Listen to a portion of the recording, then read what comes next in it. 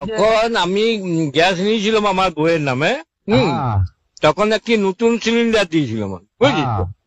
তারপরে সেই নতুন সিলিন্ডারটি পাল্টাইয়ে আমার দিকে একটি পুরনো সিলিন্ডার যখনই দিচ্ছে, সে পুরনো, সে আগের যে নতুন সিলিন্ডারটি দিয়েছিলাম সেইটি আর আমাদের যেটি সেটি আর দিচ্ছে না। ওইটা কথা শুন, তুই যখনই মনে কর গাড়িতে অত মাল আসে, তো এবার তোর ওই সিলিন্ডারটা তো খোদাই করে না যে এটি বাপি সিলিন্ডার। কেন ওই নতুন সিলিন্ডারটা তো আমি কিনে নিলাম, তো তখন আমার পয়সা লিখে কি হবে? তুই তো মাল দিতে হচ্ছে তোকে। তো মাল দিতে হচ্ছে তো কি হয়েছে?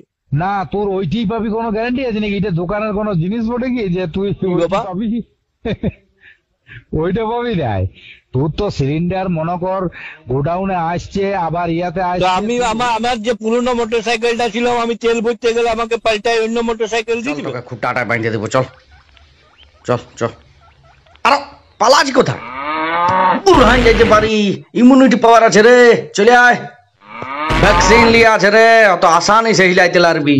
পাহিটা দেখছিস না? হাত সেকেন্ড ডোজটা লিয়া নাই, নাই তো বাতা ফাড়া ফাড়িয়ে দিছি।